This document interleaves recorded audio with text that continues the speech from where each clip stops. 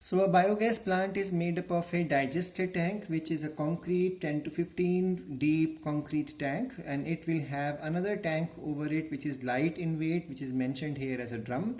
That it will carry an inlet pipe as well as an outlet pipe, so that more and more mixture of dung and water with the ratio of 1:1 is added into it. And then once the biogas is produced, the leftover mixture of dung and water is supposed to be taken out. So there is an outlet pipe also to discharge the spent slurry. Now as the microorganism work over this mixture of dung and water, of 1:1 ratio, they will start feeding on the leftover organic matter in the waste material of these kettle. And as they feed on this, they prepare in anaerobic condition, they are preparing methane gas. So as methane gas is produced, this drum, which is light in weight, over the digester tank starts rising up. So the rising up of this drum or lid indicates that there is production of methane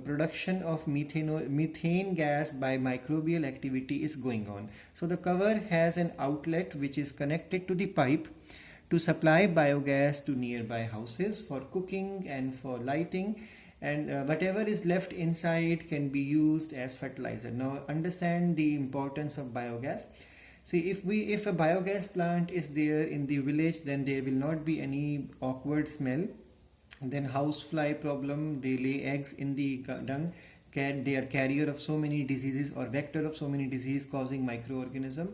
So that awkward smell and then these flies and all, their breeding ground is gone.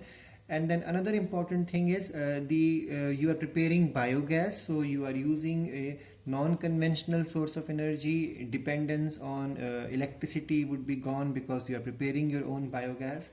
And then it does not causes any pollution. And another important thing is that whatever is left behind in that digester tank can be taken out, and now it does not smell, but it can be used as fertilizers in the field. So there are so many positive points and not even a single negative point for production of biogas with the help of microbes in the biogas plant. So as the cattle dung is available in large amount in the villages, so it is the biogas plants are basically installed in the village area. Now another point to remember here is this, that the technology of biogas production was developed in India mainly due to the efforts of IARI, that is Indian Agriculture Research Institute. I remember IARI full form generally is asked, or this expansion is asked in the board exams, as well as KVIC, which stands for Khadi and Village Industries Commission.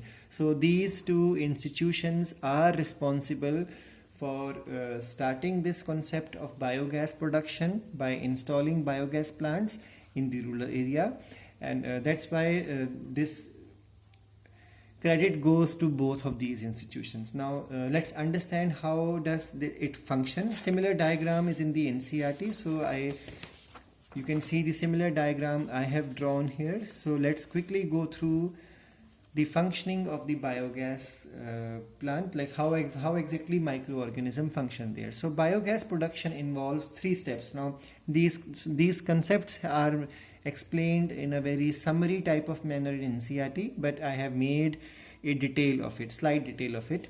So biogas production involves 3 steps. First step is solubilization, second step is acidogenesis, and third step is methanogenesis. NCERT simply says waste material is changed into methane gas. So let's start. A part is the facultative anaerobic decomposers. Decomposing microorganism bring about the enzymatic breakdown of the complex organic compounds into simple and soluble compound. So whatever is left behind, because cattle do not have a very good digestive system, a great amount of their food which they have consumed simply goes undigested and come out along with the waste matter. So there are facultative anaerobic decomposing microorganism. Facultative means sometimes, anaerobic means that they can live without oxygen. So these microorganisms are basically aerobes, but when conditions become anaerobic, they are able to survive even in the anaerobic condition. That's why they are referred to as a facultative anaerobic microorganism. So they are decomposers basically, and with the help of their enzymes they break down the complex leftover food material which is in the dung of the kettle and change it into simple as well as soluble compounds. So you can say change into the monomers. So the cellulose, hemicellulose, proteins, fats, these are still left undigested in the dung of the kettle. So all these complex organic compounds are first broken down into simple soluble forms, or which is called as monomers. So this is done by decomposing microorganisms, and these microorganisms are facultative anaerobic microorganism. This is the first step of biogas production, and it is called also as solubilization.